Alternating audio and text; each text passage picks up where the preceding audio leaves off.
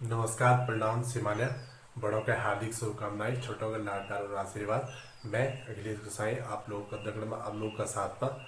और आज हम चर्चा करना अपभ्रंश यानी कि हम हिंदी में हिंदी भाषा को विकास था पढ़ लगा। और पिछली वीडियो में हम प्राचीन आर्य भाषा और मध्यकालीन आर्य भाषा का कुछ काल पढ़े। मध्यकालीन आर्य भाषा में हम प्रथम प्राकृत काल और द्वितीय प्राकृत काल देखी। तो अभी हम तीसरा प्राकृत काल के देखला जैमा कि हमारो अपभ्रंश भाषा आ जाती। ठीक है, तो सबसे पहले अपभ्रंश भाषा या अपभ्रंश शब्द को अर्थ क्या है ना। तो अपभ्रंश जो शब्द है को अर्थ है हमारो विखंडन, पतन या टूटा हुआ वे जानो। ठीक है, यानी कि विखंडन और टूटा हुआ कि मतलब बिगड़े रूप ना। यानी कि जब संस्कृत रहे हो तो संस्कृत को जब वैदिक संस्कृत है फिर लौकिक संस्कृत आई। यानी कि वैदिक संस्कृत में जब नया शब्द जुड़े तो वो फिर लौकिक शब्द हुए, यानी कि जो स्थानीय शब्द वगैरह वगैरह ना। तो फिर वे फिर पाली भाषा आई। पाली भाषा में भी कुछ नया शब्द आए होला। फिर पाली को और संस्कृत को जो मिक्सर यानी कि मिश्रित रूप बोलन वो फिर प्राकृत आए। प्राकृत भी फिर पतन वे बोलो तो फिर अपभ्रंश को रूप आएगी। ठीक है, फिर जो हम देखते हो अपभ्रंश कै भाषा में कै भाग में देखे जाने। तो मध्यकालीन आर्य भाषा की जो प्राकृत काल है ना, तो वे तीसरा भाषा यानी कि प्रथम प्राकृत में तो पाली होगी, द्वितीय प्राकृत में प्राकृत भाषा होगी और तृतीय प्राकृत काल में हमारो आर्य भाषा है। फिर जो हमारो आर्य भाषा को समय छो तो हमारो 500 ईसा पूर्व बेटी 1000 ईसा पूर्व तक है। ठीक, ये के देखे जाने की 8वीं सदी बेटी और 13वीं सदी तक। अब अगर बात करो तो 1000 ईस्वी तक ये कुछ समय है, लेकिन 8वीं सदी से 13वीं सदी तक यानी कि 1000 ईसा पूर्व बेटी हमारे प्राचीन हिंदी को आरंभ हुई था। बट 8वीं सदी बेटी 13वीं सदी तक जो साहित्यिक मतलब साहित्य में कहीं ना कहीं हम वो भाषा मतलब हमारी या अपभ्रंश भाषा साहित्य में दिखे जाते हैं। ठीक, फिर अपभ्रंश के कई सारा विद्वानों अलग अलग नौसी बोली अलग अलग नाम दिए। तो जैसे कि हमारी देश भाषा है जानी, पुरानी हिंदी भी है जानी यानी कि हिंदी को पुराण रूप है ना। और आभीरी वे जानी अब शब्द होगी है ना। ग्राम भाषा होगी, पश्चिमी प्राकृत होगी, पुरानी प्राकृत होगी यानी कि प्राकृत को पश्चिमी प्राकृत और एक हमारा एजान पुरानी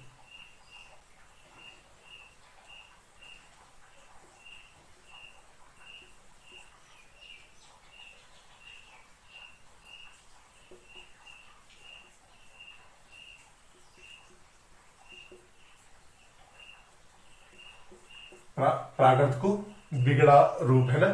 फिर हिंदी भाषा को जो विकास हो के बेटी हो अपभ्रंश बेटी ये के कारण फिर हिंदी की जननी भी बोले जाते है ना। लेकिन जब बात होती हिंदी की आदि जननी है तो हमारी संस्कृत भाषा। और अगर संस्कृत भाषा में भी बात करें जो तो संस्कृत हमारा द्विरूप होता है ना। संस्कृत भाषा द्वि था ना को वैदिक और लौकिक। ठीक, तो अगर मैं बात करूं तो वैदिक और संस्कृत अगर ऑप्शन में मतलब अगर पूछे गए कि भाई ये हिंदी की आदि जननी कौन सी भाषा है ना। अगर ऑप्शन में हमारे विकल्प में वैदिक और लौकिक दुई देना तो फिर हम वैदिक संस्कृत के प्राथमिकता देना। ठीक है, अगर सीधा पूछेगा तो हम फिर संस्कृत भाषा के बोल देना। तो हिंदी भाषा को विकास कख बेटी हुई या जन्म कख बेटी हुई तो अपभ्रंश बेटी। आदि जननी का संस्कृत है ना। फिर अपभ्रंश की जो रचनाकार यानी कि रचनाकार है तो इनमें बहुत सारा ऐसा, लेकिन कुछ मेरे हम लिखा जो कि एक तो जो इंदु और योगेंदु है ना। मतलब जो इंदु कहीं योगेंदु भी बोले जानो तो उनकी परमात्मा प्रकाश होगी और योग सार होगी। ठीक, हमारा एक महान विद्वान है स्वयंभू जो योग के अपभ्रंश को वाल्मीकि भी बोले जानो। ठीक, तो योग की पौन चर्या होगी और पवनचर्यो या तो फिर एक पद्मचरित भी बोल देना, और एक एक राम काव्य यानी कि राम जी का चरित्र पर आधारित है ना। फिर हमारो एक विद्वान है जिनसेन, यो की हरिवंश पुराण यानी कि कृष्ण यू हरिवंश पुराण यानी कि ये जो कृष्ण काव्य ये मतलब कृष्ण जी का जीवन पर आधारित होगा, चरित्र पर आधारित है हरिवंश पुराण। ठीक कह रहा है कि एक तीर्थकर है जैन में अरेस्टिनेमी है ना, यो अरेस्टिनेमी योग यो 22वें तीर्थकर भी जैन धर्म का नेमिनाथ योग अरेस्टिनेमी या तो नेमिनाथ बोले जाते जो कि 22वें तीर्थकर है। तो यू कृष्ण जी का चचेरा भाई माने जाता। ठीक है, तो यो पर आधारित था। तो फिर जो हरिवंश पुराण में अरेस्टिनेमी को भी वर्णन करेगा, लेकिन साथ साथ में फिर कृष्ण जी के बारे में भी आई जाना। और ये चार भागों में विभाजित है यो, जैसे कि महाभारत को वर्णन भी जानो, पांडव को वर्णन है जानो, भगवान श्री कृष्ण को वर्णन है जानो, और भगवान श्री कृष्ण जो वासुदेव उनके भगवान श्री कृष्ण जी का जो पिताजी, तो वो वासुदेव जी का बारे में भी वर्णन है जानो। फिर एक हमारा धनपाल है ना, धनपाल विद्वान जी धनपाल जी तो वो भविष्यदत्त कथा और यदि ये कहीं भविष्य कथा बोली जाओ। ठीक है, और यू अपभ्रंश को पहलू प्रबंध काव्य। ठीक है, फिर एक विद्वान पुष्पदंत। ठीक है, ये योगी जो रचना वो रणय कुमार चरियो यदि एक नाग कुमार चरित और जसहर चरियो या यशोधर चरित बोले जाओ। ठीक, फिर एक विद्वान हमारा साहित्यकार सरहप्पा या करणहप्पा, क्योंकि एक दोहा कोशी और एक चरिया पद। ठीक, एक राम सिंह होनन जो की रचना पाहुड़ दोहा। एक जिनदत्त सुरी करेगा एक विद्वान या साहित्यकार जो की उपदेश रस रसायन। ठीक, फिर अधहमान या अब्दुल रहमान यो की स्नेह रसायन या संदेह रासक। और अन्य एक रिठनेमी यो जो जैन धर्म का पहला वो तीर्थकार ऋषभदेव उनका द्वि बालक था, एक हमारा भरत और एक बाहुबली। तो जो भरत था ना तो उनको नौ ही रिठनेमी पढ़ जानो, और वो पर ही आधारित ये रिठनेमी चरिता। फिर अरेस्टिनेमी चरित यानी कि जो 22वें तीर्थकर नेमिनाथ उन पर आधारित ये हमारी रचना। ठीक है, तो ये हमारा प्रमुख रचनाकार है।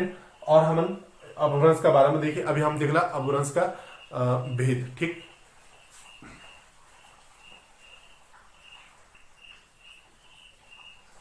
ठीक है, तो फिर हम देख दो अपभ्रंश का भेद है ना। अपभ्रंश का भेद मुख्यतः 6 भेद होना, लेकिन अलग अलग विद्वान अपभ्रंश का भेद अलग अलग बताए, जो कि अभी भी बहुत सारा विषमताएं चल रही होना। तो अब भेद के बारे में अभी भी मतलब ये ना कि अलग अलग विद्वान अलग अलग अपनी भेद बताना। तो अपभ्रंश के जो मुख्यतः भेद होना ना, अगर हम मुख्यतः हम 6 होना, तो अगर मैं याद कर अपभ्रंश का भेद करते है ना, अगर मुझे 6 याद करना तो अपभ्रंश है ना, अपभ्रंश के भेद। तो अगर मैं याद करूं तो ये मैं देखना वर्ण कितने में 1 2 3 4 है ना, 4 वर्ण अपभ्रंश में हो गए, और भेद द्विवर्ण भेद में हो गए। तो 4 और 2 6 यानी कि 6 हम याद रख सकते कि 6 भेद अपभ्रंश का। ठीक है, तो पहलू भेद सौरसेनी में फिर जब भेद होना तो भेद में एक भाषा परिवार बोले जाने जैका अंतर्गत अलग अलग बोली फिर बोले जाने। ठीक, तो सौरसेनी एक भेद है कि जैमा की पश्चिमी हिंदी, और पश्चिमी हिंदी का अंतर्गत हमारी ब्रज भाषा, खड़ी बोली, बांगरू, कन्नौजी और बुंदेली, ये हमारी बोली बोले जाने। फिर राजस्थानी में एक राजस्थानी होती, तो राजस्थानी में मेवाती, मारवाड़ी, मालवी और जयपुरी है ना।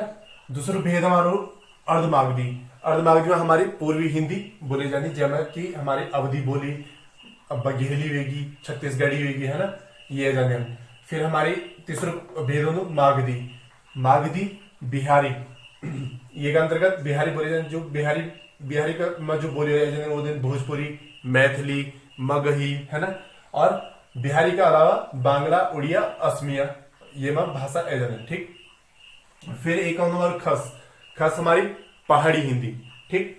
तो ये हमारी पहाड़ी हिंदी, जैमा की हमारी गढ़वाली कुमाऊनी ए जाने। और यो सौरसेनी से क्या प्रभावित है, यानी कि सौरसेनी को प्रभाव ये मत देखना का मिल जाना, ठीक। फिर हमारी एक भेदों ब्राचर, ब्राचर में पंजाबी, और जो पंजाबी भी क्या सौरसेनी से प्रभावित है, ठीक। और सिंधी दूसरी भाषा है कि सिंधी की लगी, पंजाबी और सिंधी क्या थोड़ा मिलते जुलते, ठीक। फिर एक भेद हमारा महाराष्ट्री, जगह हम बोलो मराठी, जमा हमारी मराठी है जानी। तो और जब हमें अभी मैं बात करते हैं ना कि यानी कि विभेद, यानी कि भेद में भी अलग अलग तरगन, अलग अलग विद्वानों का। तो एक डॉक्टर भोलानाथ तिवारी जी हुए जो अपभ्रंश का भेद 7 बताए, ठीक है। 7वां 6 तो ये हो, और 7वां हमारे पैसाची, ठीक। पैसाची एक भेद बताए उन, और उन बोले कि जो पैसाची की जो बोले ना पंजाबी, यानी कि पंजाबी क्या पैसाची भेद को बोले, ठीक। तो यह हमारा अलग भेद, अपभ्रंश का भेद के बारे में हम देखी। अभी हम ये का अभी यहाँ ये क्या मिठा गए। फिर अगला में देखा, अब हम देखला अवहट के लगी अपभ्रंश और अवहट, ये भी हमारा तृतीय काल में था ना। तो अपभ्रंश अवहट, अब हम अवहट का बारे में पढ़ना, और ये कहे अभी थोड़ा रोगण पढ़ लो, ठीक है। तो फिर अपभ्रंश जब खत्म हो दो, तो अपभ्रंश को फिर बाद शुरू हो दो अवहट, ठीक। या ये अवहटा भी बोलूंगा। तो ये को मतलब हो कि भाई जब जन प्राकृत भाषा थे, प्राकृत भाषा बेटी अपभ्रंश, यानी कि प्राकृत को जो प्राकृत भाषा में नया नया शब्द जोड़े, तो वे में फिर हमारो अपभ्रंश भाषा आई। फिर अपभ्रंश को जो थोड़ा नया रूप आया वो तो अवहट आई। तो अपभ्रंश को विकृत रूप, यानी कि बिगड़ा हुआ रूप है ना, तो ये हमारा अवहट है, या अवहट भी बोलना चाहिए। फिर ये कह अपभ्रंश को भी अपभ्रंश बोले जानो, ये अपभ्रंश का अपभ्रंश है, या तो परवर्ती अपभ्रंश बोले जानो, परवर्ती अपभ्रंश जो मैंने बात करी। तो अपभ्रंश का अपभ्रंश और परवर्ती अपभ्रंश है ना, ये दो चीज ये कह बोले जानो। फिर अपभ्रंश और अवहट जो ना आधुनिक आर्य भाषाओं के बीच संक्रमणकालीन या संक्रांतिकालीन की भाषा, यानी कि अपभ्रंश आधुनिक आर्य भाषाओं का बीच की संक्रमणकालीन, यानी कि जब संक्रमण, यानी कि जब नई भाषाओं को भी नए भाषाओं को भी उद्गारा होना है ना, या उत्पत्ति होना लगी। तो वे भाषा की जब नई नई भाषा रूप में कई भाषा बोली होने लगी। फिर जो अपभ्रंश को कालखंड हो वो 900 से लेके 1100 ईस्वी तक, ठीक। लेकिन जो साहित्यिक प्रयोग हो, जब बात करें हम अपभ्रंश के बारे में, अपभ्रंश क्या था कि 500 ईस्वी बेटी 1000 ईस्वी तक, ठीक। लेकिन साहित्यिक वे क्या था, चलो साहित्य को 13वीं सदी तक, यानी कि 13वीं बोले तो कि जो 1201 से लेके और 1300 तक, ठीक। तो वो हमारो 13वीं सदी की रचनाएं थे। अब जब ये मतलब 900 ईसा पूर्व, तो साहित्यिक प्रयोग, यानी कि 14वीं सदी तक साहित्य में यो प्रयोग होने वाली भाषा था, ठीक है। तो 14वीं सदी यानी कि जो 1301 बेटी और 1400 ईस्वी तक, ठीक। फिर दामोदर पंडित और ज्योतिरीश्वर ठाकुर थन जो रचना साहित्यकार विद्वान, तो उन अपनी रचनाओं की भाषा के ना अवहट या अवहटा बताई, ठीक। उन बोली कि जो हमारी साहित्यिक भाषा वो क्या अवहट या अवहटा। तो यूं की जो प्रमुख रचनाकार, एक तो जो प्रमुख रचना है अवहट की, और एक तो नाथ साहित्य और सिद्ध साहित्य, ये क्या एक मतलब संप्रदाय टाइप का ना, यानी कि वो मतलब यो में नाथ साहित्य में, जब नाथ साहित्य में ये में ही बहुत सारी रचनाएं आ जाने, यानी कि एक विचारधारा का रूप में आ जाने। फिर सिद्ध साहित्य भी होगी, ये में भी कई सारे रचनाएं या रचनाकार होना। फिर एक विद्वान होना, एक साहित्यकार होना रोड कवि, क्योंकि राहुल वेल करके राहुल है ना, राहुल वेल एक यूं की रचना। फिर दामोदर पंडित होना, यूं की उक्ति व्यक्ति प्रकरण, ठीक है। दामोदर पंडित उक्ति व्यक्ति प्रकरण। फिर ज्योतिरीश्वर ठाकुर होना, यो नाम आधा ना, यानी कि ज्योतिरीश्वर ठाकुर है ना, या तो यहाँ ठाकुर है जाना, ज्योतिरीश्वर ठाकुर, यूं की जो रचना हुआ वर्ण रत्नाकार, ठीक। फिर एक होना विद्यापति। विद्यापति होना एक विद्वान, एक साहित्यकार जो की कीर्तिलता या कीर्ति पताका। अब जो हम अपभ्रंश का और अपभ्रंश और अवहट का जो हम रचनाएं देखे ना, यह रचना जो भी देखे ना, वो ज्यादातर रचनाएं जैन धर्म से संबंधित है। ठीक है, तो यो बात जो दामोदर पंडित की होगी, उक्ति व्यक्ति प्रकरण होगी, या ज्योतिरीश्वर ठाकुर की होगी वर्ण रत्नाकार, और विद्यापति की कीर्तिलता और कीर्ति पताका। ये एग्जाम पॉइंट ऑफ व्यू से बहुत ही जरूरी इंपॉर्टेंट है जाने। ठीक है, यानी कि अब हम जब हम प्रीवियस ईयर के क्वेश्चन पेपर देखो तुम्हें हम क्या यह क्वेश्चन ये सारी रचनाएं देखने का मिल जाते हैं। या फिर अपभ्रंश में स्वयंभू की होगी, कोली पवन चरियो होगी, है ना, हरिवंश पुराण होगी, अन्य जो भी सारा इंपॉर्टेंट है, पर लेकिन फिर भी जो प्रीवियस ईयर क्वेश्चन में देखे जाना तो उनकी हम इसमें बात कर रहा हूँ। ठीक, बाकी जो यू बीच बीच में मैं थोड़ा वो करी तो यू मतलब लिखी क्या पहली तक रखी गई यू समय बचत का खातिर, ताकि ज्यादा लंबी वीडियो ना हो और लंबी होली भी, पर लेकिन वे भी मजा आने पर फिर भी यहाँ की बीच बीच में कुछ व्यवधान बिजली चली गई। आजकल वर्षों को मौसम बरसात लगी हैं, बरखा लगी हैं, भादो महीने की रुड़ी झुड़ी बरखा लगी थी, तो बिजली की कभी बिजली नहीं, कभी फोन चार्ज नहीं, तो ये हमारा समय बचत का खातिर। बाकी आशा उम्मीद विश्वास कर दो आप लोगों से कि आप लोग को थोड़ा अच्छा लगे हो, पसंद आए हो, कुछ जानकारी प्राप्त हो रही। बाकी आशा उम्मीद विश्वास कर दो कि आप लोग को पसंद आए हो। तब तक मिलना फिर एक नया टॉपिक के साथ, तब तक के प्रणाम, नमस्कार, जय हिंद, जय भारत, जय उत्तराखंड, नमस्ते, प्रणाम, शिवानी।